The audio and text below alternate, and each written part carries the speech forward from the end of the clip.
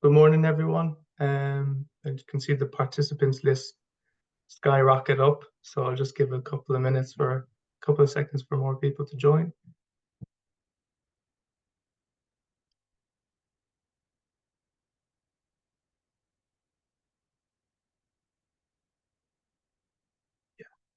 Okay, so welcome everyone. Welcome to this morning's information webinar for the New Foundations program. My name is Cianan O'Kelly. I'm a program manager for the Irish Research Council, and it's great to see such active engagement for this year's version of the call. We had 331 registrants, so it's really great engagement. I hope today is very informative for all potential applicants. The way it's going to work is that we're going to discuss the different strands that people are able to apply for as part of the scheme. So I'll start just with a general overview of the scheme, and then there'll be a series of presentations provided by the strategic funding partners from government departments and body officials with additional context as to the various strands that people can go for. So I wanted to just start off by giving a little tip. So you can find our call document on the Irish Research Council webpage. So if you open up a browser and type in New Foundations 2024 IRC, so the Irish Research Council's acronym, the top link hit from the search will bring you through to a web page in which the call document can be found on the right-hand side as an attachment. I think it'd be useful for people to have this just as a guide while we go through the presentations, as it may provide additional context in relation to each strand. So as you all know, the call opened last Thursday. This is the briefing webinar. And between now and the 13th of June, it'll be my job and my colleagues' jobs to try and answer as many questions as possible so that you have a clear mind as to how to submit for this call. The way the application process will work is that we have a grants management system, which is called Smart Simple. And there's a link to this system on the webpage I just gave you all directions to. And the applicant deadline is a strong deadline. It's 4 o'clock on the 20th of June. And if you go onto Smart Simple at 4:01, you won't be able to submit your application. So please do keep this in mind. We're hoping to have the outcome out in October, and then project start date will be most likely November, December, towards the end of the calendar year. So that's sort of the timeline in place. But before we kind of jump into the specifics of each strand, I thought I'd give you just a general overview of some of the work the Irish Research Council does and how it ties in with the New Foundation scheme. So the mission of the Irish Research Council is to support excellence in research, talent, knowledge, and engagement, including by responding to emerging research and societal challenges and proactively assisting stakeholders to address these complex issues. Our strategic plan from 2020 to 2024, which is linked in our call document and you can review in your own time, seeks to position us as a partner of choice nationally and internationally by supporting excellent research that addresses the challenges of our time. It also emphasizes the importance of facilitating the sharing of research and innovation to the maximum extent possible. And how this feeds into the New Foundation scheme is that the New Foundation scheme is a key driver in progressing these strategic priorities by enabling awardees to pursue research networking or dissemination activities within and across the diversity of disciplines.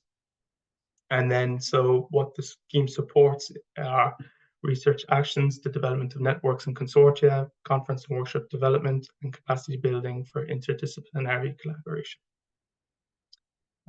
So that's sort of a background on the scheme and its main objectives. So before we dive into the specifics of each strand, I wanted to just run through the eligibility.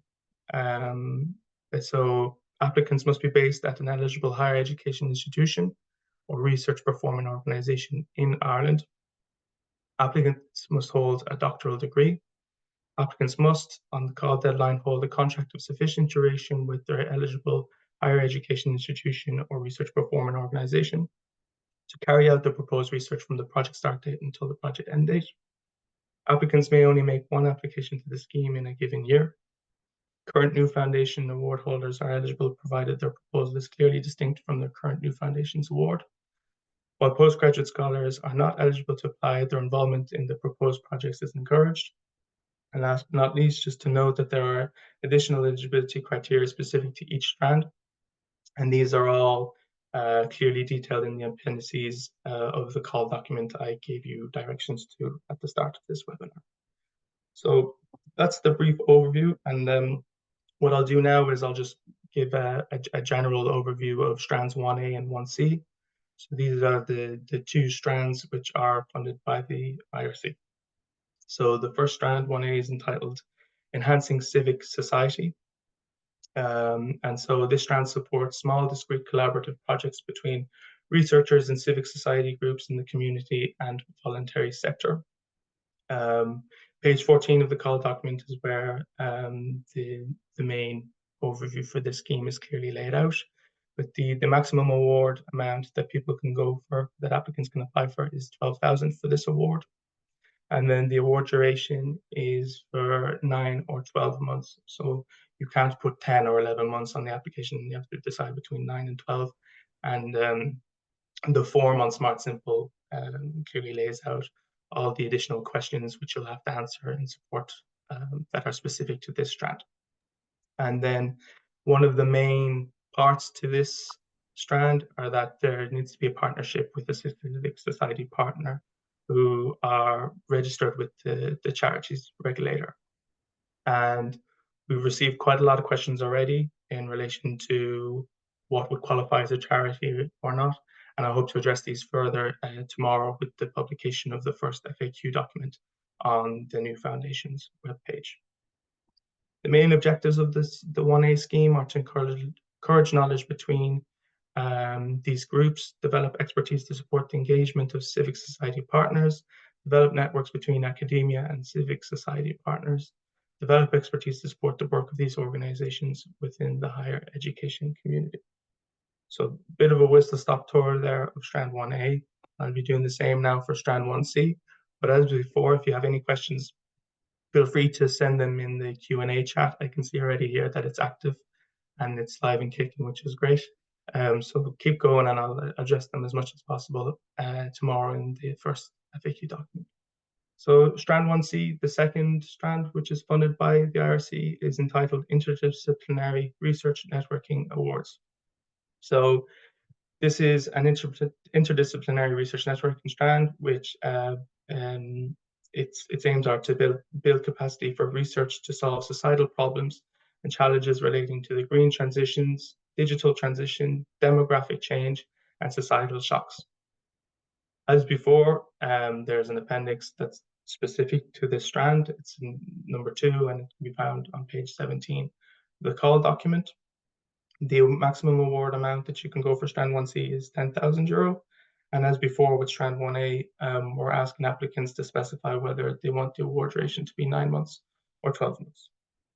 And then because it's an interdisciplinary strand, what will happen is the principal investigator will partner with a co-principal investigator.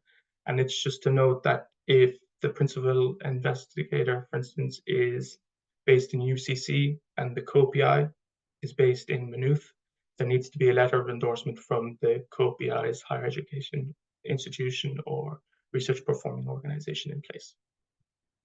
And then the main objectives are to develop interdisciplinary networks to solve societal challenge, encourage knowledge exchange between these networks, a challenge-based focus which can widen the kinds of impact that Irish research can have beyond research solving problems which are very technical or industrial focused to research that solve problems that are at the very heart of how we live and interact as human beings.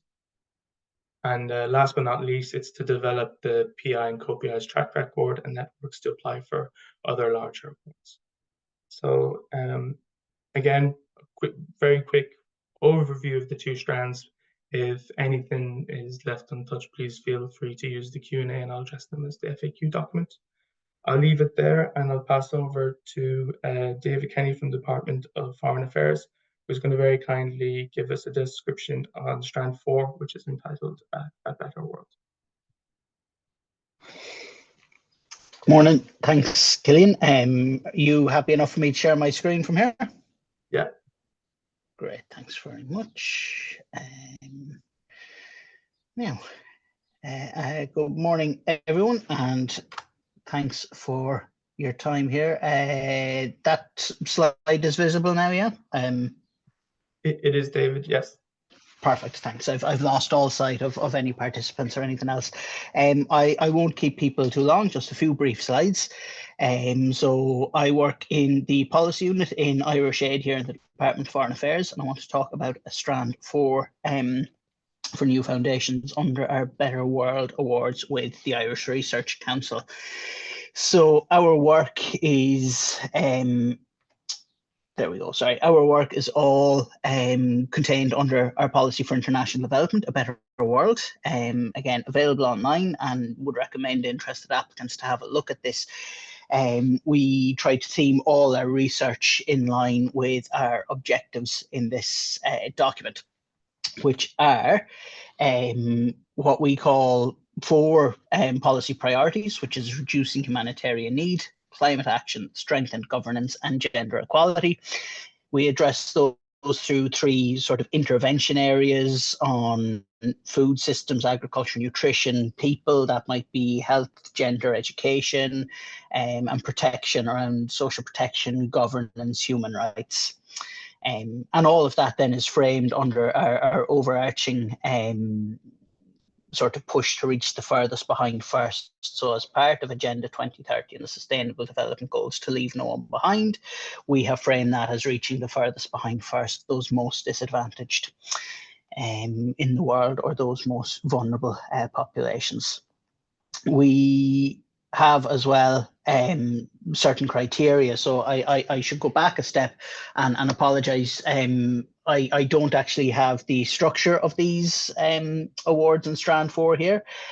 So to explain, their networking grant, where we kind of see it very much as a pipeline to allow the development of, networks or consortia between Irish researchers and researchers in our countries that we work overseas, with a view that awardees might ideally go on to submit applications under another scheme such as Coalesce for larger awards down the line. Now, there will be more details, as Killian said, on the exact structure and eligibility and that kind of thing. I don't have them to hand, unfortunately. I didn't put them in this slideshow. But going back to my main train of thought, unlike some of the other new foundations calls, this one is very much designed with an overseas focus. So we would expect that all applicants, that their proposal has relevance to an ODA eligible country. So a brief kind of map there of some of the areas where Irish Aid works, but as a rule, the applicants need to be looking at an ODA eligible country in Africa, an ODA eligible small island developing state, and then Vietnam, Laos, Cambodia, and Palestine as areas to work in. It does give a pretty large geographical area as well. And I'm aware there's some researchers on the call who may have availed of these before and who may have pre-existing links as well with some of these countries. So we very much see this as an excellent way to advance our research agenda here. In A Better World, we've kind of made research central to our development policy. And that's both the sort of challenge-based research and research for innovation that we're doing through partnerships like this, as well as research for development as a whole. We've aligned the agenda with our policy priorities. So again, with our partnership with the IRC here, we look for all our funding to address one of those 4 big policy priorities. And again, part of the policy was to collaborate with organisations across Ireland, including the IRC and including Irish universities and researchers. And as I said, for supporting challenge-based research, this is a relatively small grant, and the colleagues in IRC can talk a bit more in the Q&A. but networking, conference attendance, publication, pilot studies, things like that, with a view to going on to a bigger project in future as well, which would involve a PI in Ireland and a co-PI in a partner country as well. And again, for us, building these networks between Irish and international researchers is really, really useful. It helps us with one of our core goals of capacity building in developing countries, but there's also an awful lot of knowledge that can be shared south to north, as well as what may have been a traditional view of research as purely us sending expertise overseas.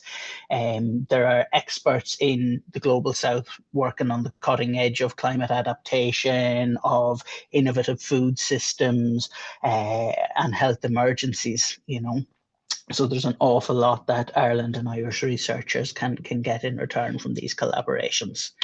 David, and again, that's just... Oh, sorry, David, I'm very sorry to interrupt you.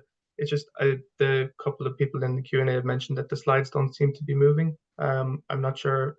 Are you still on the first slide, or are you? No, I'm quite a way through here, and Okay, they're showing up as moving on my screen here, unfortunately. But I can share them afterwards. Apologies for that. I'm not sure why that's happening. Yeah, no worries. We can sort it out online afterwards. I'll follow up with the attendees. Apologies for interrupting. Thanks, David. Thankfully, the slides aren't too exciting, and viewers aren't missing a huge amount.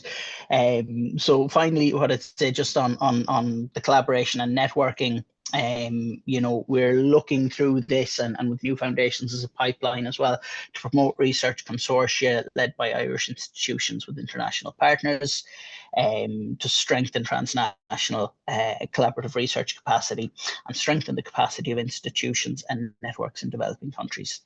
And again, the exchange of expertise, knowledge and capacity between North and South. So I will leave it there and have a look, I guess, at the Q&A to see, are there any immediate kind of thematic questions there? I don't know if you saw any, Killian, that you might want to pick out. Yeah, I was catching up on some from the first presentation. I think the majority were just in relation to the slides, unfortunately, just for your presentation, but I'll have a quick look. No, so far they mostly relate to 1A. I'll go to the top. Yeah, I'm not sure why that happened. It was set to presentation mode, so it might be just a Zoom control that I wasn't aware of. Not to worry. It's going up to the top now.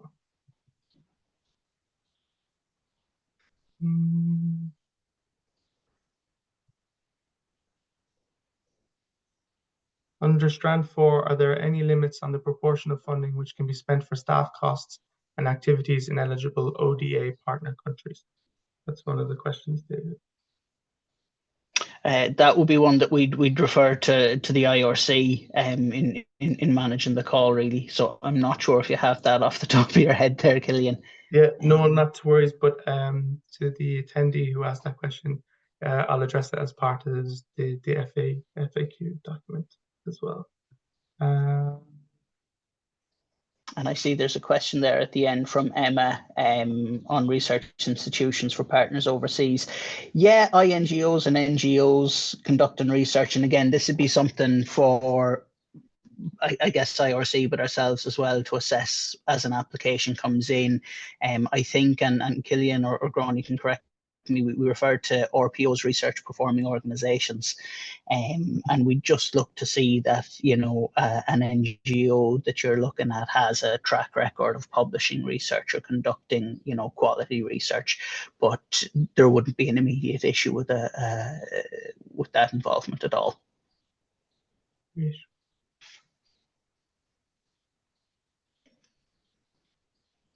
Got it. Thank you for that answer anyway. The Q&A. I just see there's two more. I might just have a look at Patrice, examples of past partnerships in Ireland and Africa. I think the website would probably, the IRC website would probably contain useful ones. If not under new foundations, then at the very least the Coalesce Awards, which are the larger ones as well. And a lot of those would start off as new foundation ones. So there'd be some useful examples. And just, I'm not sure if the question above, can vulnerability include vulnerable health populations in Ireland?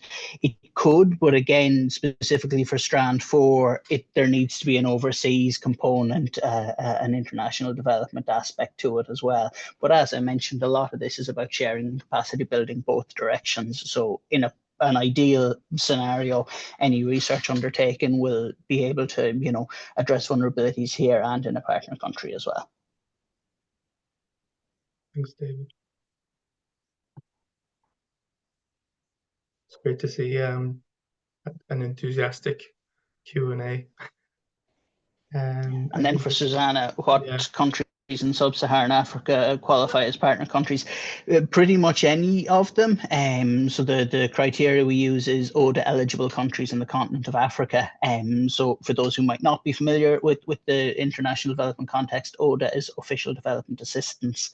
And that's one that we don't maintain the list, but a quick Google, the OECD have a list of all ODA eligible countries as well. So we wouldn't really restrict what countries in Africa, just being mindful that, where there's capacity issues or, conflict or that kind of thing, that it may cause issues for completing a project as well. But otherwise, we wouldn't really have a flat out restriction on any of them. And we'd be happy to discuss as well if any specific questions.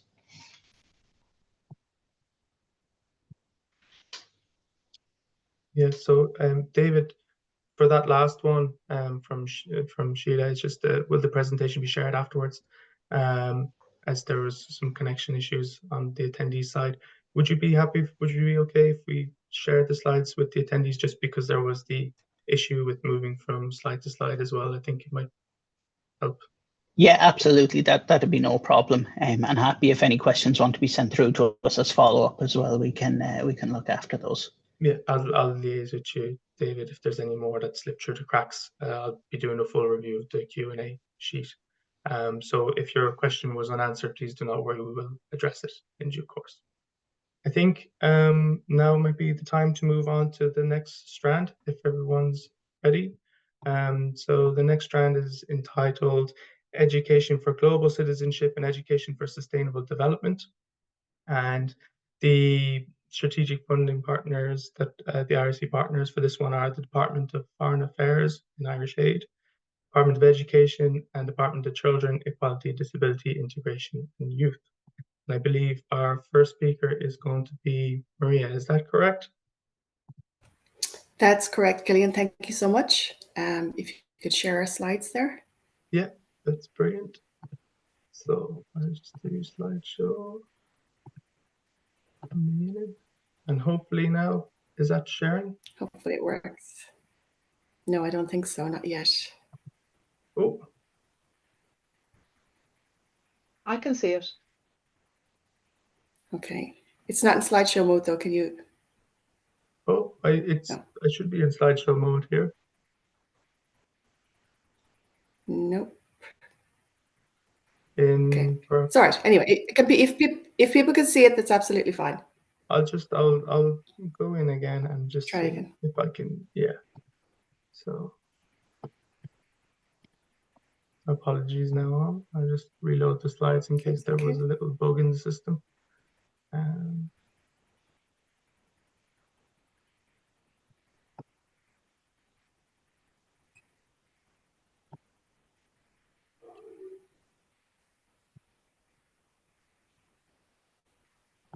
Back to sharing the screen.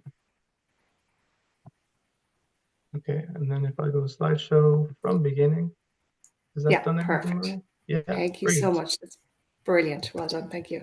Cool. So good morning, everyone. My name is Maria. I work in Irish Aid and Department of Foreign Affairs, like David, but I work in the Global Citizenship Education Unit, which specifically works here in Ireland.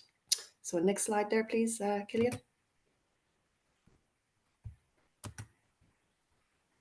Brilliant. Thank you.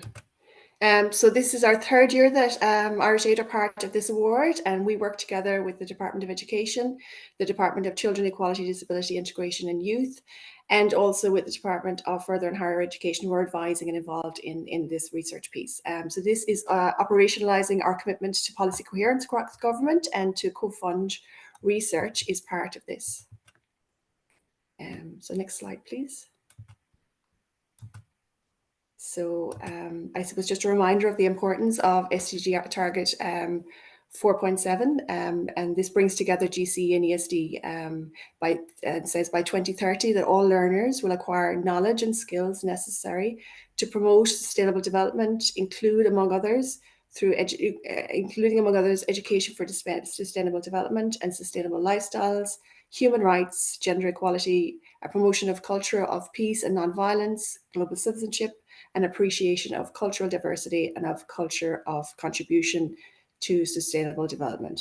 So the research should contribute here and bring together education for sustainable development and global citizenship education. Next slide, please. So unlike other partners of Irish Aid or other parts of Irish Aid, our target groups are focused specifically here on the island of Ireland. And just, I suppose, to define what we mean by GC, or Global Citizenship Education, to start with. So it's a lifelong educational process. It includes formal, non-formal and informal education.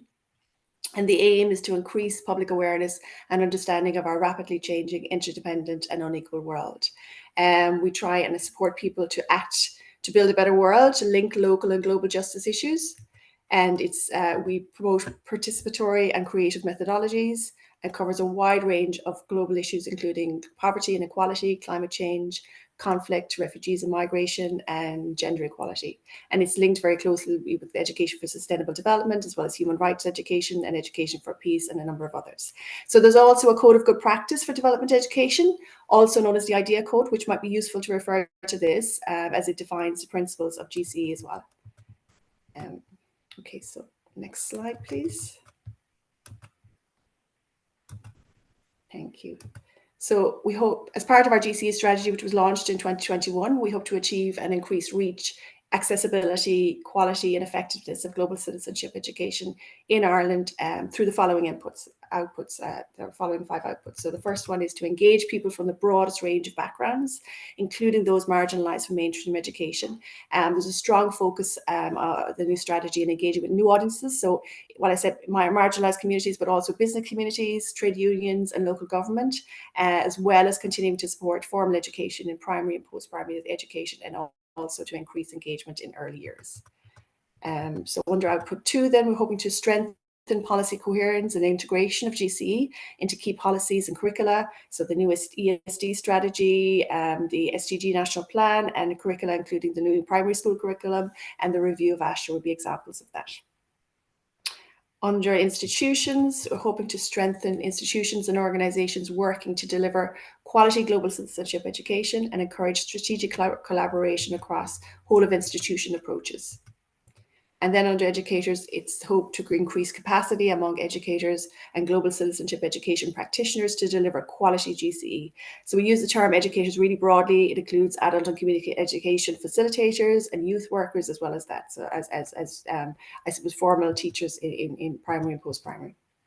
And then finally, under Irish Aid awareness, we're hoping to strengthen public engagement and understanding of development cooperation and its role in addressing global poverty, and also then to increase our awareness of the work of Irish Aid and the SDGs. The GCE policy includes a specific commitment around research, and we hope the research will be able to contribute to these outputs. Next slide, please.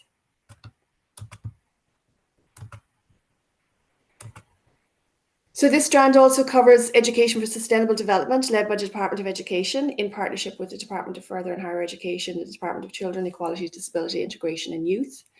And this is defined as empowering learners with knowledge, skills, values and attitudes to take informed decisions and make responsible actions for environmental integrity, economic viability and a just society, empowering people of all genders for present and future generations while respecting cultural diversities. So the ESD strategy has 3 equal and independent pillars. So these are social sustainability, which includes human rights and citizenship, peace and international cooperation, economic sustainability, which is economic growth, poverty and child labour, and the environmental sustainability, which is one probably people know the best, is health, ecosystems, biodiversity and climate change. So as you can see, there's a lot of overlap between ESD and GSC. Both bring together a wide range of global issues. Both focus on local and local interconnectedness, solidarity, and the use of participatory methodologies as well. Next slide, please. So the second national strategy on education for sustainable development, ESD to 2030, has 5 priority areas. And by implementing actions across these 5 priority areas by 2030, we're hoping to see the following outcomes. ESD is embedded in education and other relevant policies and frameworks as part of lifelong learning. Learners have the opportunity to acquire the knowledge, skills, values, and dispositions needed to promote sustainable development and to experience sustainable development in action through a whole of institution approach to ESD. Educators have the opportunity to develop capacities to foster societal transformation for a sustainable future, with ESD integrated into the offerings of education and training providers. And young people are supported to be agents of change for sustainable development. And then finally, an enhanced collaboration exists between education providers, local authorities, local communities, civil society organisations, and enterprise in ESD as part of lifelong learning towards achieving sustainability at a local level. So again, there's similar objectives to the GCE in supporting formal and non-formal and supporting educators to strengthen institutions as well. Next slide, please. So the ESD strategy makes a specific commitment around research in line with UNESCO's recommendations that research at country level ought to underpin and examine the impact of policy advancement across the decade. The research should cut across the 5 priority areas listed in the previous slide and include areas such as embedding ESD in curriculum and learning environments, identifying and assessing the outcomes of ESD practices across formal and non-formal education contexts, so as to identify ESD interventions that successfully develop agency and bring about social and behavioural change for transformative actions within an Irish context. So now I'm going to hand over to my colleague, Nicole Kiernan from the Department of Children, Equality, Disability, Integration and Youth, and she's going to share some information on research specifically focused on early years education. Thank you, Nicole. Thanks very much, Maria, and apologies, I'm having a little bit of a technical issue here this morning, so I just put off my camera at the moment. I hope you had a chance to see me this morning, but if not, if you're not missing out too much. So the first thing I'm just going to discuss very briefly is that the Department of Children, Equality, Disability, Integration and Youth is delighted to be partnered on the new Foundations research, and specifically this year we're involved in the ESD strategy. So we're involved in 26 actions under the ESD strategy, and our research focus is on early learning and care, which align with our goals under First Five. The First Five whole of government strategy aims to improve the lives of babies, young children and their families. It is the first national strategy for early childhood. It seeks to ensure that babies and young children have a strong and equal start, and you can get further information online on First Five, the number 5.gov.ie. We're interested specifically in research that looks at promoting and learning ESD behaviours and values at early years level. Our experiences and opportunities in this early part of childhood have a lifelong lasting impact. National and international evidence is unequivocal that the antenatal to age 5 phase is the most critical period in a child's life and is vital for development over the life course. The pace of growth and learning is unequaled at any other stage. These first 5 years lay the foundations for later development and presents us with the greatest opportunity to maximise lifelong potential. The learning and development happens for young children through play. Children build relationships and a sense of belonging. They develop an appreciation of the natural world through playing outdoors. Attitudes and values form at this time, so it's really important that ESD values are incorporated at this stage. At least one of the grants will be awarded for research in early learning and care. The research can have a global, national or local focus, as ESD action is needed across all levels. Examples of research which would appeal to us would include research which achieves the SDGs in areas such as literacy, safe and inclusive learning environments, early childhood and pre-primary education, gender equality and access for all.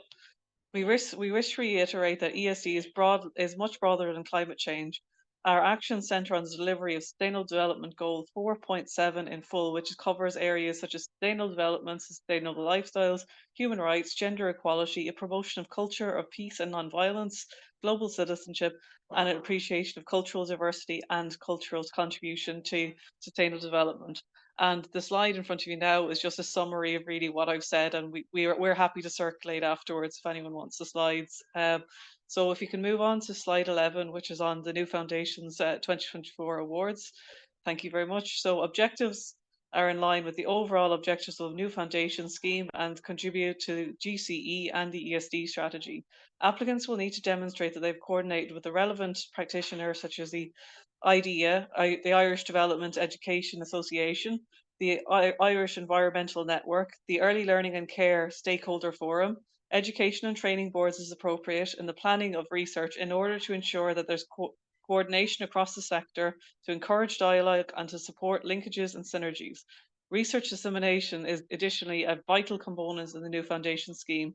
It covers conference attendance, reports, websites, and other knowledge sharing activities. The Irish Research Council fully endorses the principle of open access, noting its importance in promoting the exchange of knowledge and dissemination of research findings. Researchers would be encouraged to share their findings amongst relevant stakeholders when appropriate. And for further information, this is one of our final slides, I think. You'll find our contact details. So you can see the email addresses in front of you and a link to the strategies. So if you wanted to find out more about early learning and care, our specific research focus, if you email esd@quality.gov.ie, and we'll be able to advise on our specific research. And then for deferrers, you can contact them at their email address. Same for education, and global citizenship have an email address there at the top. So thanks very much for allowing us to present on Strand 4B. And I'm not sure if there's any questions. I hope there's not too many, but we'll see now. I'll pass you back to Killian. Thanks very much. Yeah, thanks, Nicole and Maria. That was great. I'll stop sharing the slides. Just think it's the best way to stop sharing the screen while we go through the Q&A. So I will take a look and see what's happening.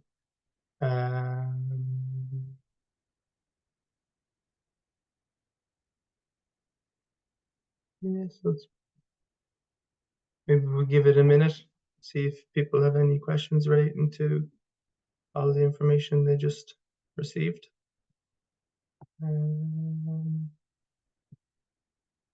Hello, are Maria and Nicole's grants all the one, i.e. this strand just for early years? Is this strand just for early years? There are 7 separate awards. There's one particular one for early years, and then there are 6 other ones that can be GCE or ESD. So I suppose we would encourage people to try and look at them as broadly as possible and to include ESD and GCE as far as possible. But there is one award specifically for early years. That's great. Thanks very much, Maria. Yeah, you got a thank you there. So that's great. I think there's still some questions coming into relating to earlier strands that were presented, but just as a matter of keeping everything's moving along with the agenda, these will be addressed in the FAQ documents. So anything for 1A, 1C, or 4, don't worry, we're receiving your questions and they'll be addressed as part of the FAQ document. So Alice has said, could you define what could be included within informal education? I think that might, yeah. Yeah, so I suppose for informal education, we would look at things like, local government, businesses, I suppose, anything that's outside of the formal education sphere, and that I suppose wouldn't necessarily be a formalized education process where there's specific outcomes around exams or anything like that. So yeah, so I mean, I suppose we would look towards business, towards local government, towards community sort of practitioners and that sort of thing. But I mean, if you have any questions or anything specific you're thinking of, you can contact me directly. That's brilliant. Thank you so much, Maria. And then another question. So under Strand 4B, we must include the name of the relevant network of practitioners. Sorry, I said that. I read that out wrongly. under Strand 4B, we must include the name of the relevant network of practitioners. Is there a list of these? I suppose it really depends on who you're looking at. You know, I mean, I suppose IDEA would have a number of GC organisations under their umbrella that would include NGOs, Irish NGOs. They would have a formal education network. They would have an adult and community education network. So that might be a good place to start if you are looking for one. So IDEA Online is their website. And I suppose other than that, if there is something specific that you're looking for and you can't find, maybe again, just contact us. That's great. Yeah, I think we've time to take one more anyway before we move to the next strand, I think. So another attendee has asked, do we need the endorsement of the schools / groups that we wish to work with? Which is a good question. Imagine that's something that I can address with the FAQ. I might lean on the senior management team on my side and come back to you in relation to that, as if it's a formal document or what level. I think it might be incorporated as part of the application form as well. So I'll address that as part of the FAQ document.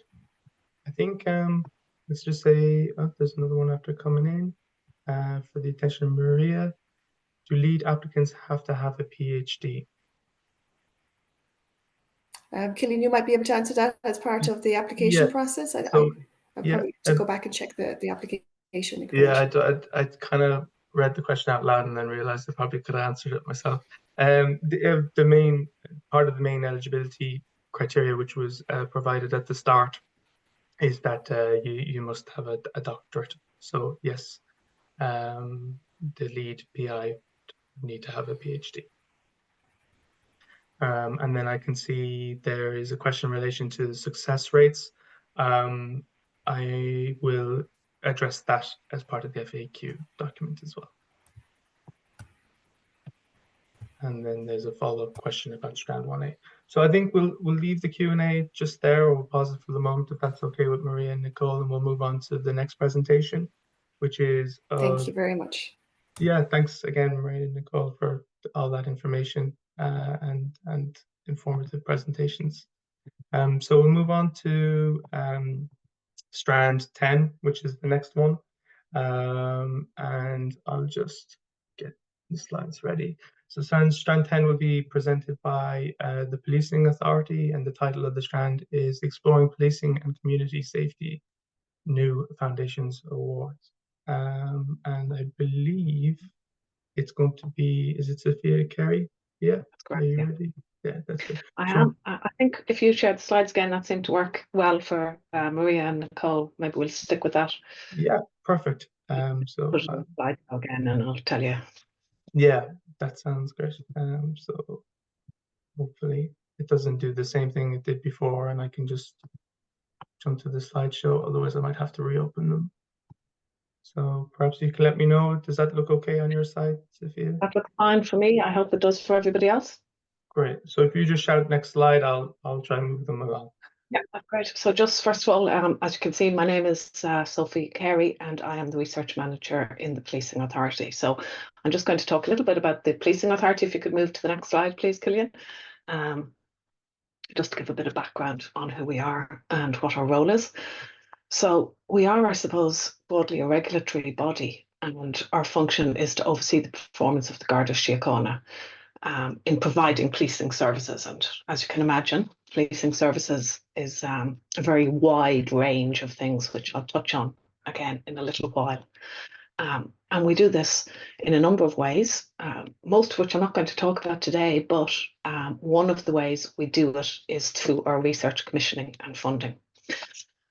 So we fund research in a variety of different ways, and we do it, I suppose, to build up knowledge about policing and how it works, try to identify what works well, what doesn't work so well, and I suppose to contribute, I suppose, both nationally and internationally. And we've funded research on a fairly wide range of topics. So we've funded research on policing and crisis mental health, on children being interviewed by the police, on in a previous Irish Research Council on marginalised communities and public safety. We have a project on policing in diverse communities going on. So I suppose that gives you a sense of the kind of breadth of issues. So if you can move on maybe to the next slide, Cillian, that'd be great.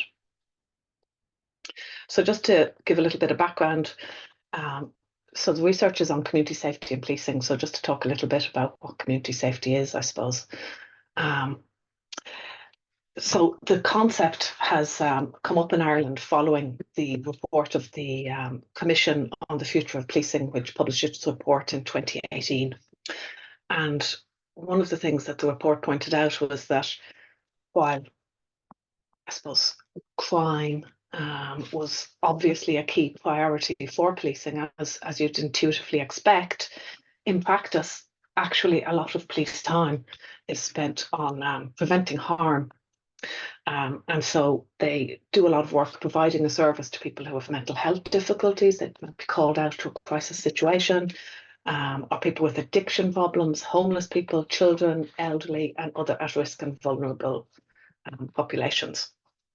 And so it recommended that this kind of broader concept of community safety should be embedded in legislation across policing and the wider society as well. And so it is currently being implemented through the Policing, Security and Community Safety Act 2024, which was just passed in January and has yet to be commenced, but should be commenced shortly.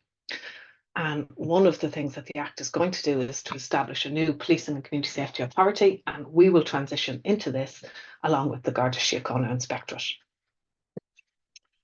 And the PCSA will continue, I suppose, our role of providing oversight of the Garda performance in relation to policing and, I suppose, more specifically now in relation to community safety. So that encompasses things like activities that the police undertake to prevent crime and to prevent harm. And it's arising, I suppose, from this focus on community safety and our own transition and the wider criminal justice moves in this direction, that we are supporting a collaborative project between researchers and community organisations to look at evidence-based policy around policing and community safety. So you could just move on to the next slide, Cillian, please.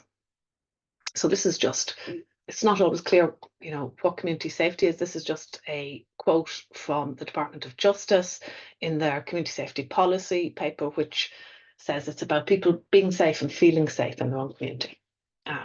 Now, obviously, that's quite wide ranging, but one of the ways in which this affects policing is that there is now a statutory objective of preventing harm for the Garda Síochána. And other public service bodies also will have statutory obligations to take all reasonable steps to improve community safety. And there will be a framework of organisations and bodies coming into place at national and local level, which will be trying to drive this wider approach to policing. So there'll be community safety partnerships, which are being currently piloted in 3 areas. In the North Inner City, in Waterford and in Longford. And there's also a focus on a greater need for collaboration amongst different state agencies and public service bodies. Now, so community safety, I suppose, is wider than policing, but our remit is with policing. And so therefore, in terms of the New Foundations Award, we are looking at community safety, I suppose, through the eyes of policing.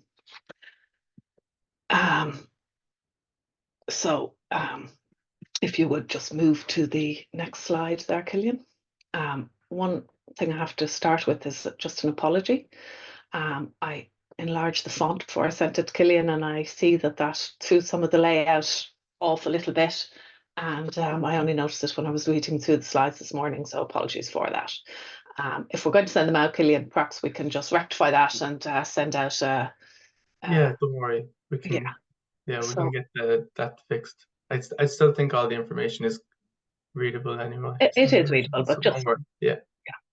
For the sake of my pride, we might try to make sure that. So you can see in the call that we are supporting a collaborative project between researchers and community organisations. But there's a bit of openness in the call in that we have said that can focus on any theme relevant to policing and community safety. And we have given examples of some sorts of potential themes that we would be interested in. So I'll just go through them. So the first one, I suppose, is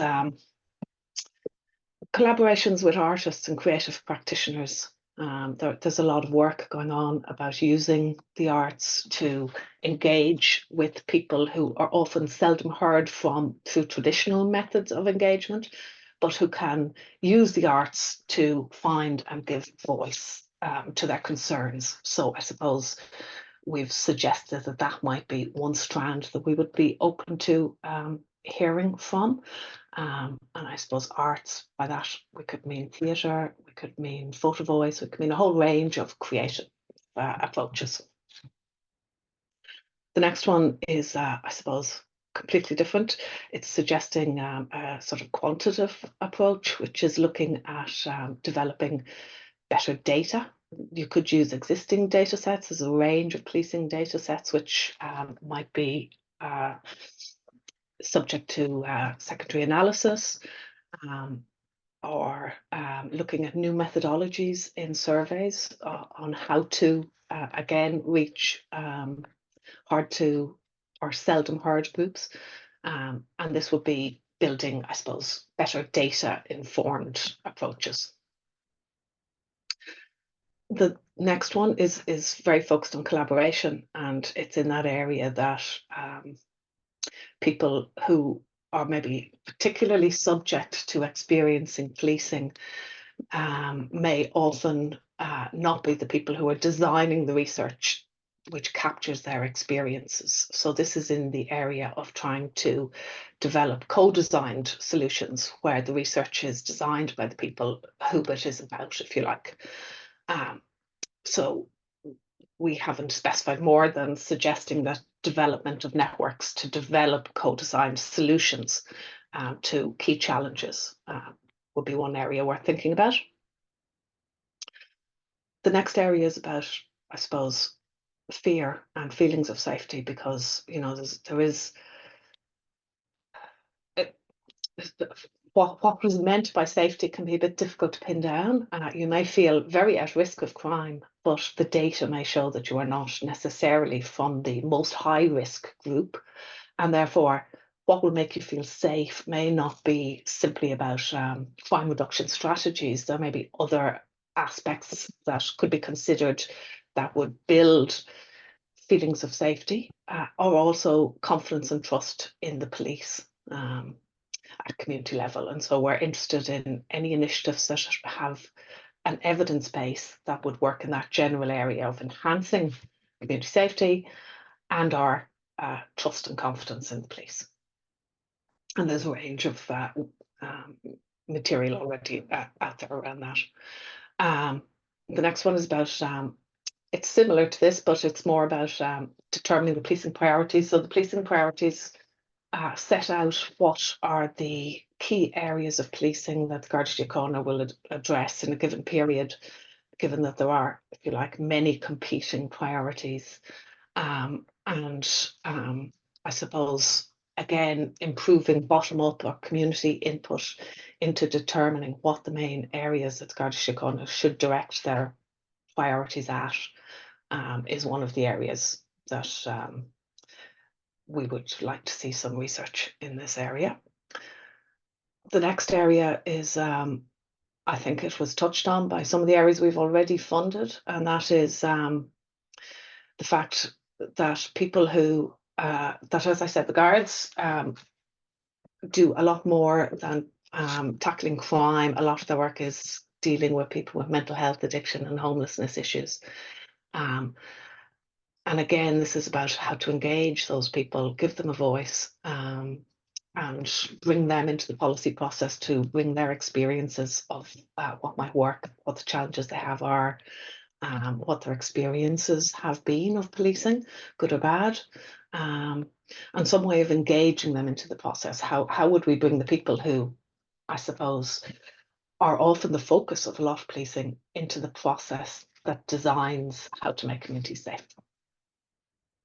There is also, finally, I suppose, developing and piloting methodologies to capture the experience of policing among minority groups. And one of the issues that we had particularly in mind here is that while there's a lot of survey data out there, and there's an annual survey on people's experiences of crime and the police, national level surveys do not often have sample sizes that give you, I suppose, methodologically rigorous views of methodologically rigorous insight into the experiences of minority groups. So anything that would potentially allow us to capture the experiences of small groups will be something that we would consider here. And there is something else in the call which I missed, which is interagency, enhancing multi-agency working. Because although I stressed that we are a policing oversight body, and so we're interested primarily in policing, nevertheless, policing can only happen in collaboration with a range of other bodies, whether that could be TUSLA, local authorities and housing bodies, the HSE. In the community safety sphere, policing is a multi-agency process. So anything that would enhance what is already a considerable amount of multi-agency working ongoing would be something that we would consider in this area. And then just the last slide there, Killian.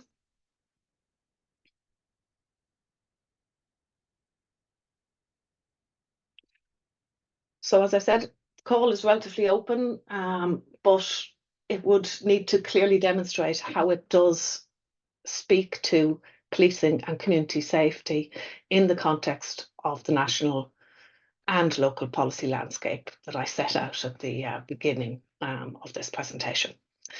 Also, we would have to demonstrate some evidence of collaboration, but that could be across disciplines, universities, involving the police or local communities. And then, as I just, we would require a progress report and a short final report, but I just wanted to stress that if it was an arts-based project, it could be that the deliverables might not be amenable to that approach, and we'd be prepared to agree that with successful applicants. So that's me done. If anybody has any particular questions, I'm happy to take them. Thank you, Killian. No worries. Thanks so much for that presentation. It was great. I'll stop sharing the slides there, and I will open up the Q&A. And if there's nothing in the Q&A, I'm happy to take questions that come in afterwards as well. Yeah, no worries. Just going through them. I'll give people a minute as well, because they maybe still be reflecting on all the information they received.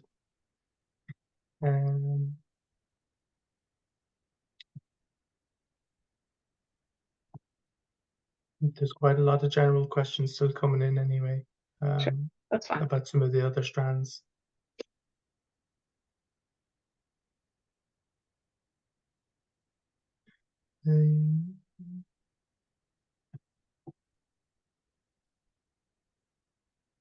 Hi, are all documents, forms, guidelines available on the IRC website, please? Yeah, they are.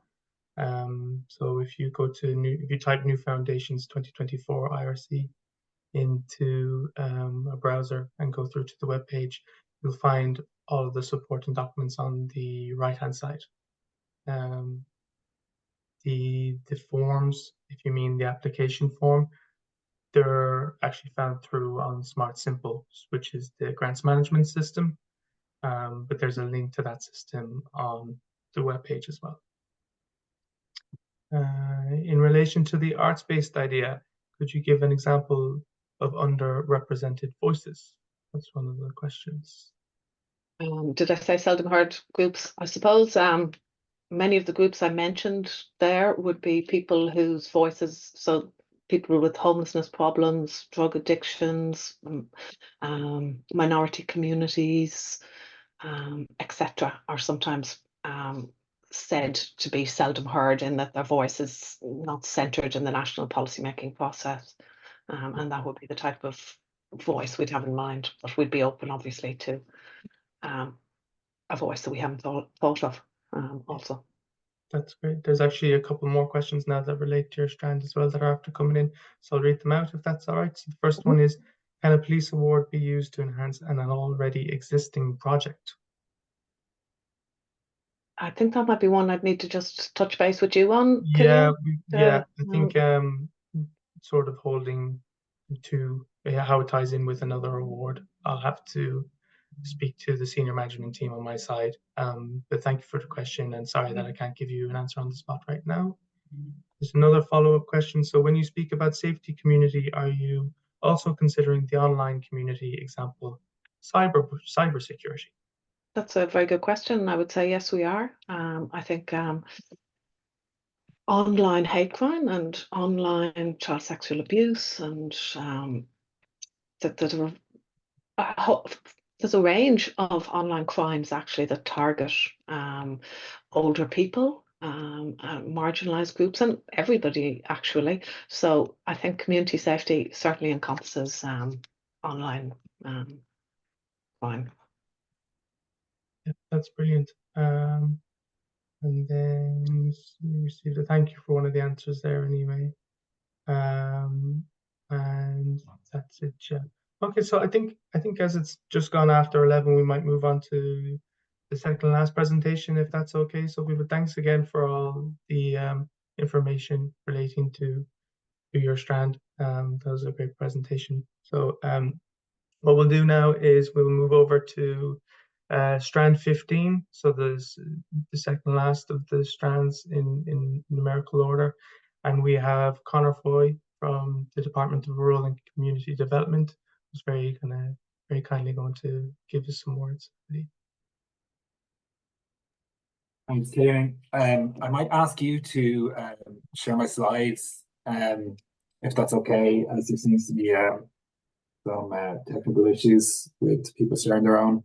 Yeah, that's absolutely no problem at all. My neighbors decided to do a bit of handiwork, so I might go on mute.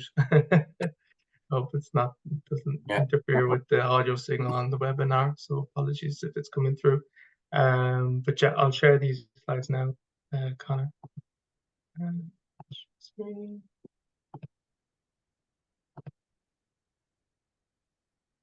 And then as before, maybe you can let me know if that's showing okay on your side, Connor.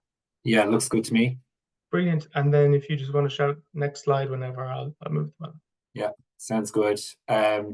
So thanks, Killian. I'll keep this relatively short. As you mentioned, this award is funded by the Department of Rural and Community Development. We're the lead department in relation to social enterprise policy. I work at the Rural Strategy and Social Enterprise Unit, and I work primarily on social enterprise policy. Could you just move on to the next slide there? Yeah. So there's 2 awards available up to a maximum of 20,000 each, and the duration is 9 months.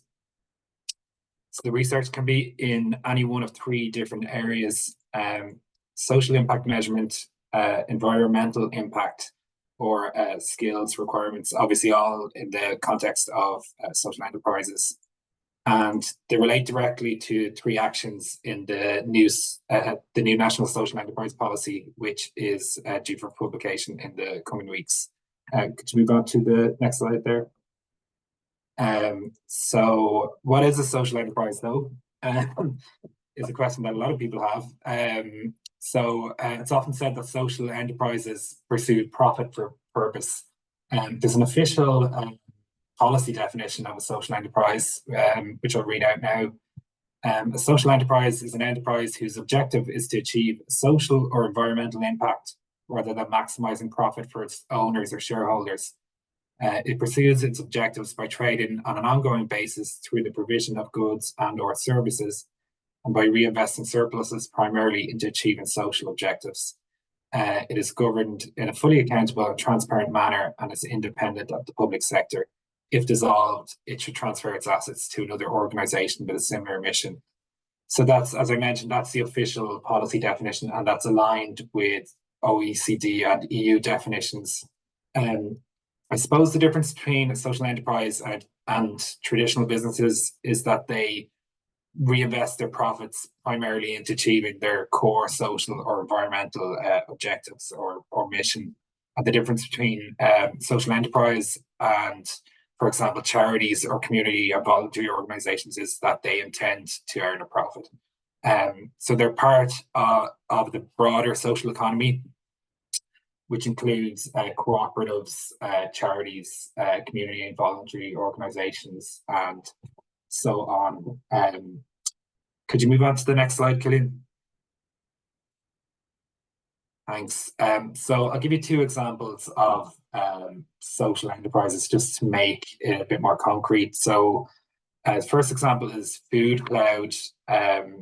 So Food Cloud reduces food waste and food poverty by connecting food suppliers with community organizations and charities.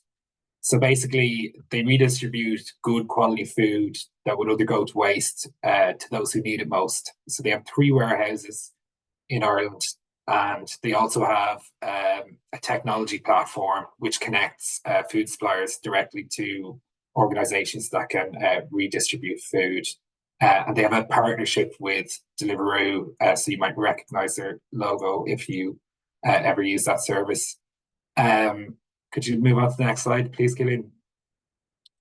So there's also GIY, Grow It Yourself. So GIY empowers people to lead healthier, more sustainable lives by growing some of their own food. They do this, for example, through grow boxes, which are boxes which have everything that you need to start growing your own veg. And they also have learning and training programs which deal with a variety of topics, but primarily on how to grow veg, and they also do some on cooking. Could you move on to the next slide, Cillian? So I'll just talk shortly about the upcoming second National Social Enterprise Policy. So it's called Trading for Impact, the National Social Enterprise Policy for Ireland. It'll cover the years 2024 to 2027. So it's the second National Social Enterprise Policy. The first was introduced in 2019, and we consider it to have been a big success. The second one is due to be published in coming weeks, and it's just at the final stages of approval. But we did do a public consultation from December to January, which has almost like a shortened version of the policy, and some things will have changed since then. But if you're looking to get a look in on where the policy is going, it's well worth a look at that if you want to look at that before the policy is published shortly. So it's supported by an up-to-date evidence base. So we commissioned an OECD review of social enterprise in Ireland, which is very expansive. We undertook a baseline data collection exercise. And the idea is that we will we'll iterate on that. That will have sets of baseline data which we can then iterate on, and we can see what kind of trends are happening in the social enterprise sector. And there was a National Economic and Social Council report on social enterprise on the island of Ireland, which was helpful in the development of the policy. So it's also based on extensive stakeholder consultation, with which we took a partnership approach. So it's very much informed by the sector itself. So there's approximately 60 actions under 5 key objectives, actually just slightly less than 60. The objectives, there's a chapter on each objective. The objectives are building awareness of social enterprise, growing and sustaining social enterprise, and supporting the green transition and national and international engagement. And there are a number of research needs identified in the policy, primarily arising from ones that were identified in the evidence base and from stakeholder feedback. Could you go on to the next slide? So as mentioned, there are 3 research areas that people can focus on for this award. So the first is to undertake a research project to identify best practices in social impact measurement. That could be in the area of either identifying or detailing a social impact measurement methodology or framework, or it could be research on how that might be more universally implemented in Ireland. And one of the key pieces of feedback we got was that social enterprises need more need to be more able to communicate and measure their social impact. The second is to conduct research on the potential or actual contribution or impact made by social enterprises in delivering on green transition / climate action targets. So again, that's identified as an area in which there's a lot of potential for social enterprises, but we actually currently don't we don't have much understanding of what's happening in the area or what could happen. And the third one is to undertake research to identify specific skills, knowledge, and competency requirements for social enterprises to support the development of more focused supports in this area. So again, it was identified that there are a number of essential skills that social enterprises need to have, which they currently don't. So we're looking for a bit of research in that area so we can develop some more focused supports in that area. Thanks very much. That's it for me. And I'm happy to answer any questions or alternatively, the call document has more detail. Thanks a million. Thanks a million, Connor. I might have a quick look here at the Q&A just to see if there's some follow-up questions that relate to your Strand, if that's all right. Just have a quick look. A lot of questions coming in relating to charity information for Strand 1A. So that's on my side. Don't worry. I promise we'll make it all clear in the FAQ document. I'll just give it a few more seconds just in case there's any follow-up questions, Connor. Yeah,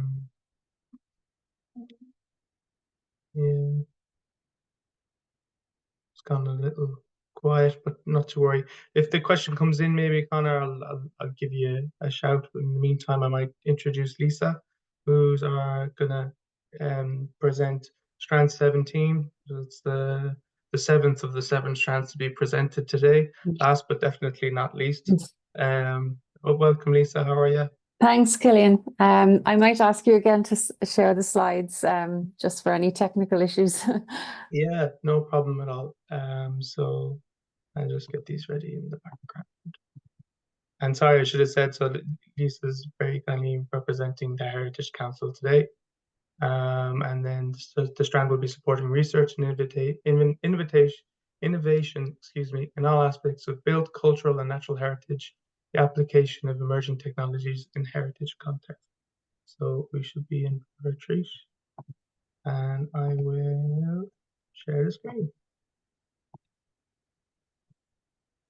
And then hopefully, Lisa, is that showing on your side now? It is, yeah. And then I'll start the slideshow.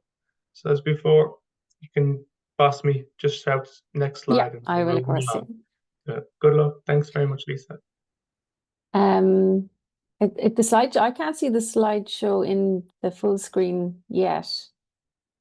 Oh, apologies. Is everyone else watching? It's okay. I think what I'll do is I'll do what I did before, which was I reopened them. So I'll just stop sharing for a second. Yeah, okay.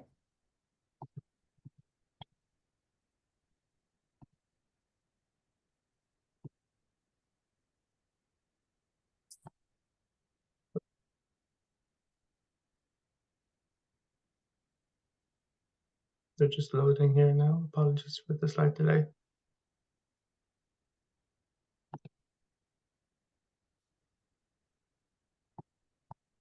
And then I'll share screens again. So can you see them when they're like this, Lisa? Yeah, I can see them in the, yeah. And will I give the slideshow another go just in case? Yeah. So fingers crossed it works this time. Yeah, that worked. Yeah, thanks, Cillian. Great. So I'm, good morning, everyone. I'm Lisa Shortall and I work in the Heritage Council, and we are delighted to be a strategic funding partner this year. It's our first time funding a new Foundations Award. We do have some other IRC connections through Coalesce, which I might mention later, but this is our first New Foundations Award that we're funding. So I'll move to the next slide there, Cillian, please. And I just wanted to explain who the Heritage Council is and what we do. So the Heritage Council it's a like a state agency. It's an independent body which has a statutory responsibility. It was set up under the Heritage Act, and the functions of the council are broad. So it proposes policies and priorities for the identification, protection, preservation, and enhancement of the national heritage, including, which is a very important word because it's not limited to the following list: monuments, archaeological objects, heritage objects, architectural heritage, flora, fauna, wildlife habitats, landscapes, seascapes, wrecks, geology, heritage gardens and parks, and inland waterways. So that's massive. It's huge. It's a very broad remit.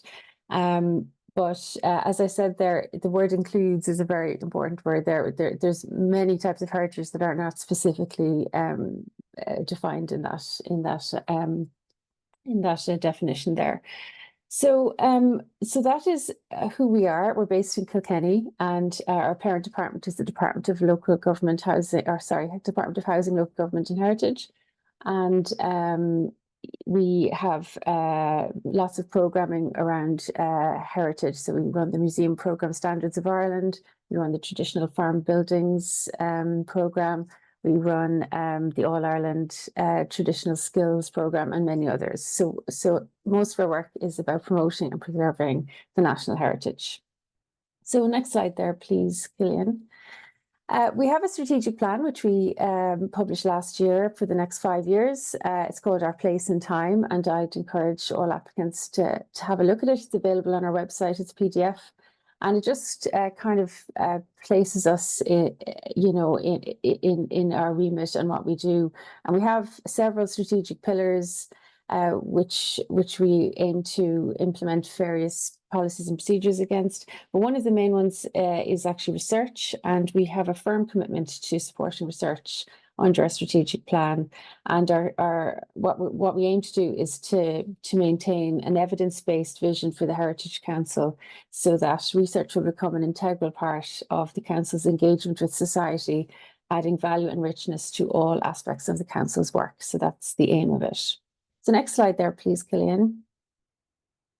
And why do we need this evidence-based vision for the Heritage Council? Mainly because it helps us. It increases our capacity to fulfil our policy advisory remit. It's critical to successfully deliver our objectives, and it allows us to measure the effectiveness and impact of the heritage sector.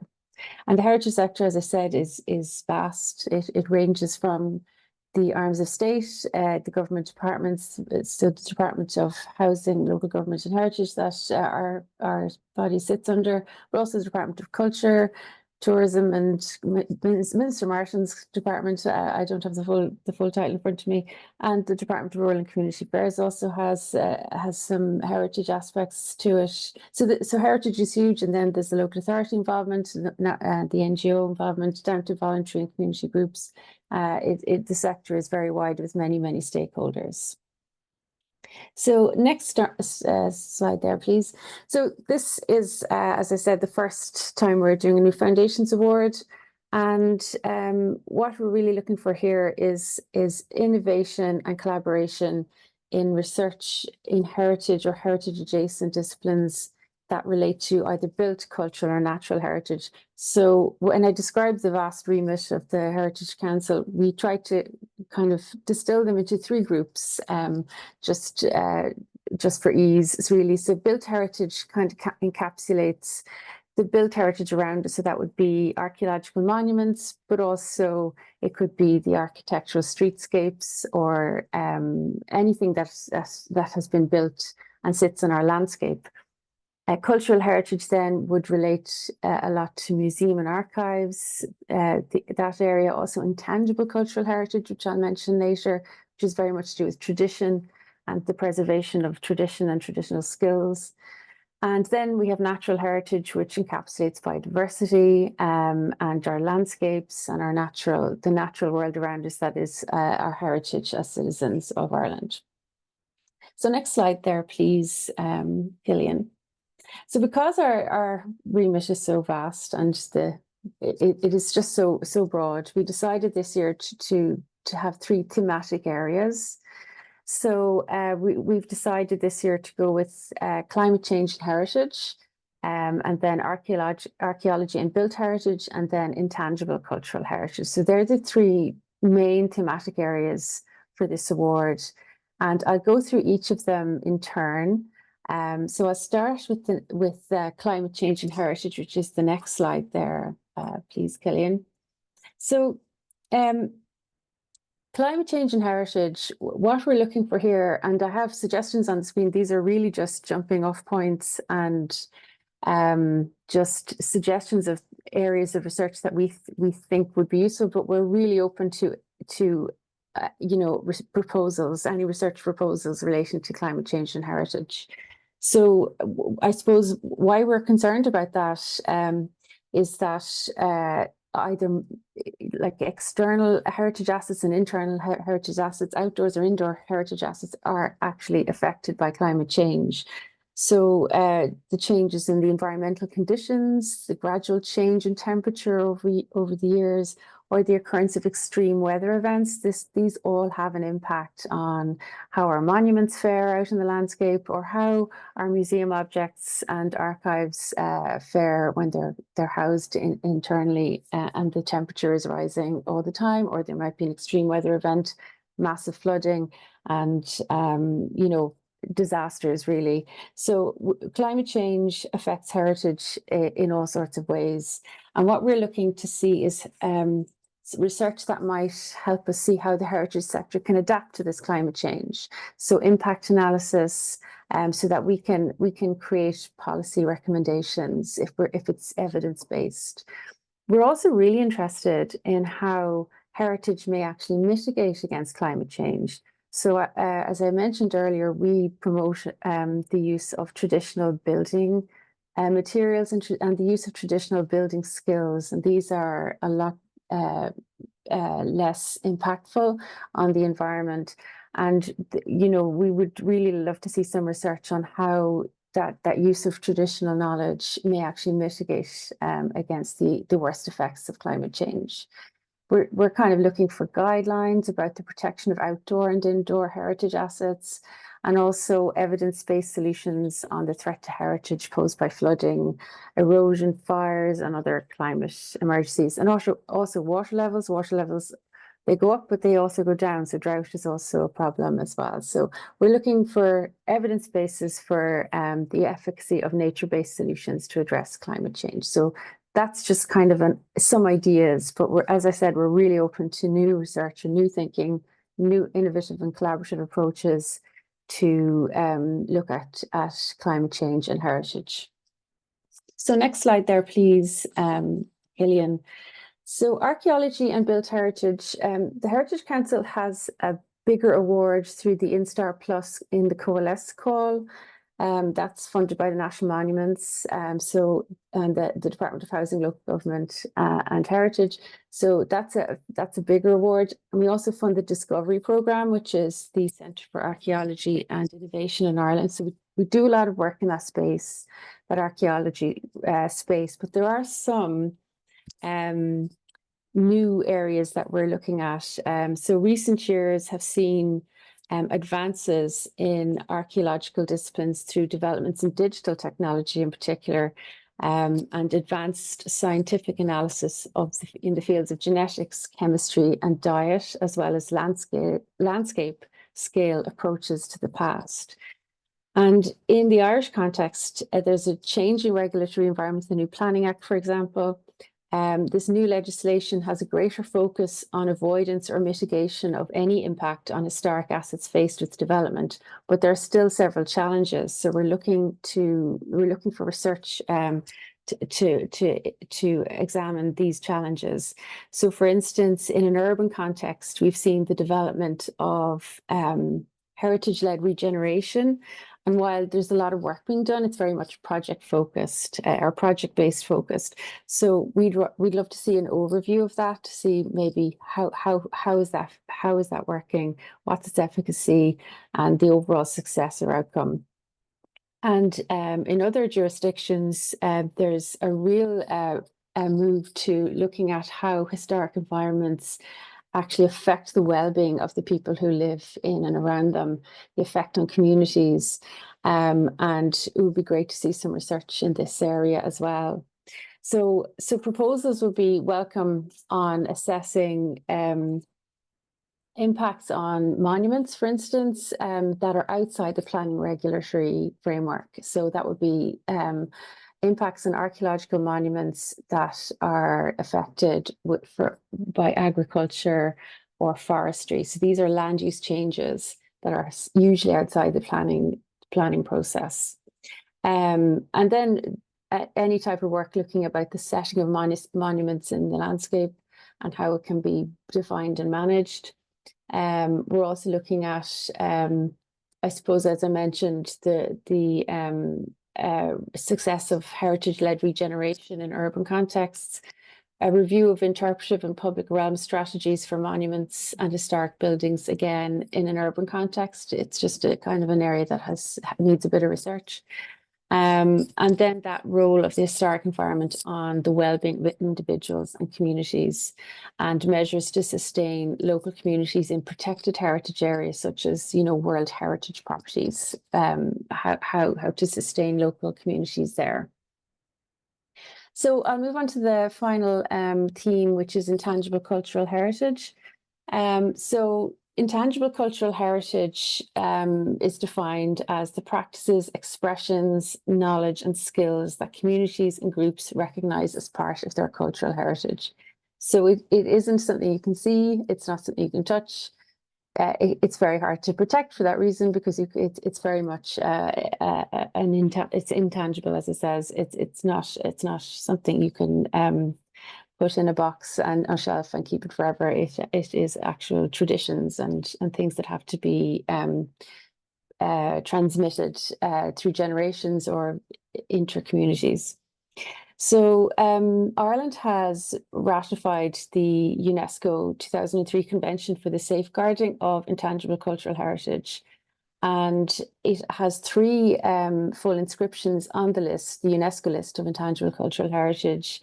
And these are hurling, uilleann piping, and harping. So a lot of sporting heritage, music, performance, dance, that kind of thing. All of those things are ICH, or intangible cultural heritage. Along with the consortium of other countries, they're also part of falconry being on the UNESCO list of intangible cultural heritage. So that list is maintained by the Department of Tourism, Culture, Arts, Sports, Gaeltacht, Media, if I got them all there. So this is a really interesting area. It's a really important area, because if intangible cultural heritage is not preserved and protected, it may actually disappear. So, and that is the reason for the UNESCO list. So what we're looking for in this area is maybe innovative methods, especially using digital technologies to kind of record and protect the transmission of intangible cultural heritage. We're also looking to see, could there be analysis or examination of the active involvement by individuals and communities with preserving intangible cultural heritage in physical or digital form? That would be really interesting for us to see how that happens and how we could possibly support it further in the future. And then there's a really interesting intersection there of intangible cultural heritage with memory and identity. And for instance, in October, November this year, we got the results from a national survey by Behaviour and Attitudes about public attitudes to heritage. And one of the main findings from that was that aspect of heritage, that intangible cultural heritage, was very much bound up with people's identity. So it was really high on the list of what they considered to be heritage and what they considered to be important. So the public mentioned the Irish language, Irish music, the GAA, and our sporting heritage, dance, pub heritage, everything to do with what makes us us. And one of the things that we're really, you'll find in our strategic plan is that we're very, very much aligned to inclusivity and the notion that intangible cultural heritage is actually created by every single person on the island. Intangible cultural heritage is vulnerable to being politicized or co-opted or misappropriated in some cases, and we would love some research in that intersection there between the preservation of intangible cultural heritage and cultural identity as well. So that is it for me, I think, unless there's another slide. Is there, Gillian? Oh yes, there is. There's one more slide that is just kind of desirables, just the use of public funds. We think if applicants demonstrated the use of FAIR principles of findability, accessibility, interoperability and reusability of any findings, that would be great. If they could demonstrate potential to collaborate with stakeholders in the heritage sector, that would be very, very desirable as well. And again, interdisciplinary approaches are encouraged, and you know, there's the landscape of heritage sector actors is large. There are national, local government organizations, community organizations, and all of that kind of collaborative or interdisciplinary approaches is welcome. So that's it for me, and I'm happy to answer any questions, and even after the event, because I know we're at close. Thanks a million, Lisa. That was really, really interesting. As someone from a music background originally, I thought the uilleann pipe and the ties with ICH were particularly interesting as well. Plenty of opportunities there for applications. I'd like to just say a quick thank you anyway to David, Maria, Nicole, Sophia, Connor, and Lisa, all for your presentations. We'll handle some more Q&As now, if that's okay. Just take a few more minutes. I imagine there might be one or two for you, Lisa, if that's okay. And then just before people drop off, just so you know, this webinar is being recorded, and hopefully I've organized it in the right manner so that I can, the audio's there and the slides are presented in the correct form and everything. But if there's any research officers on the call, I'll be sharing these. I'll be sharing a recording of today's webinar on the IRC's YouTube channel so people can look back. Or if there's any potential applicants that come to the research offices in the HEIs and RPOs in the next week saying, oh, I missed the webinar, there'll be a link to this recording. So I can see there's already one question for you, and Lisa, so I'll read it out if that's all right. Yep. So a colleague wants to create a network between academics and a couple of museums to create a project around specific museum holdings. Would the Heritage Council be interested in a project like this? Yes, if it addressed any of the thematic areas, I think it would be eligible, yeah. Yeah. Lisa, thank you for your time today. For my project, I plan to bring a historian and an arts practitioner together to work with the community. Would it be a better idea to partner with a community historian and arts practitioner as part of the project proposal, or to issue an open call for participants upon award of the grant? So in other words, would the team be in place as part of the proposal, or is it, would it suit to have a recruitment period after the award? I think is the question there. I might refer that back to you, Killian. Okay. That might be a process question rather than. Yeah. I think I think that's the right move. I'll address that as part of an FAQ, and if there's anything that is specific to the Heritage Council, I'll be sure to send you an email and we'll get that one sorted. But thank you to the attendee for submitting it. Let's see. I see. Oh, sorry. Go ahead, Lisa. Yeah. Sorry, I just see a comment from Selena there Can she just check the proposal addressing ICH is not limited to the UNESCO? Absolutely not limited to the UNESCO. I was just giving the example of the UNESCO list. And in fact, on the Department of Culture's website, there is another separate list that the department maintains of kind of Irish cultural heritage that hasn't made it up to the UNESCO list, but it's still quite a long list of so it might be very good for ideas. So there's kind of two lists at the moment, but it's not in any way it's not limited to those areas on the UNESCO list. Thanks again, Lisa. There's actually another one for the Heritage Council below. I can read it out. It says, does the Heritage Council consider Irish biodiversity as part of our intangible cultural heritage? Example, the medicinal ecological benefits of our plants. Yeah, if it could be demonstrated that yeah, I can see how that would be the transmission of medicinal knowledge over time using our own plants. And yeah, absolutely. Yeah, I think that would be part of it. Yeah. Great, thanks. There's a couple of extra questions relating to when the first FAQ document will be published. I've already received some correspondence from the research officers, and those will be addressed tomorrow. And then I'll try answer every single question from this Q&A between now and next Friday. So to give you a concrete date, Friday the 24th of May is when we're hoping to address the questions that were left unresolved in this FAQ chat. And then I'll just go up in case there was one whilst the presentation was on. I think there was one, Killian, from a Jonathan, who asked, would the Irish language fall under intangible cultural heritage? And I think yes, it would. Yeah, it would. It's the language as part of our cultural identity. That idea, definitely. Yeah. Okay. Thanks so much. So I think there's a couple more after coming in. Actually, there was one question for you, Connor, if that's okay. I know we were kind of waiting for the questions to come in after your presentation, so I'll just jump back. So question for Connor: to examine best practice in social impact measurement, could you apply an evaluation method to an established project to measure the social, economic, and environmental impact?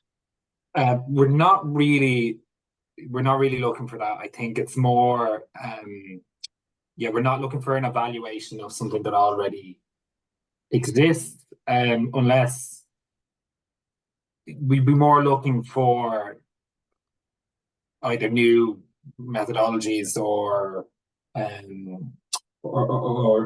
gathering or recommending certain methodologies, or writing in that area, or not brand new, but it's so less an evaluation of something of a certain social enterprise program or a social enterprise that already exists, unless it was somehow an evaluation and there were lessons learned that then fed into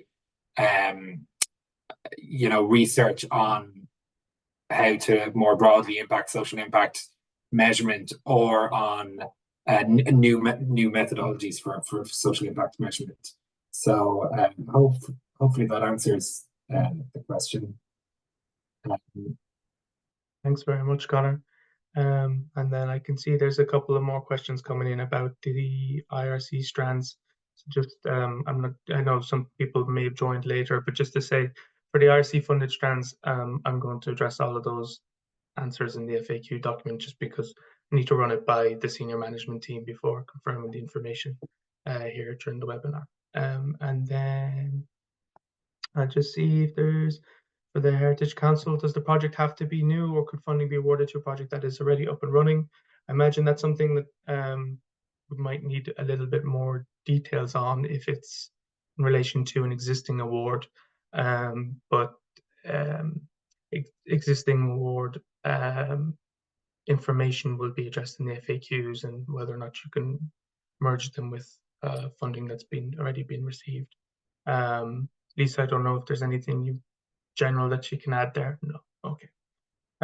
So I'll just say a big thank you again to all the speakers today. And then if anyone feels like anything was unresolved in the Q&A, please rest assured we have a copy of all the questions and they'll be addressed within the next week, hopefully.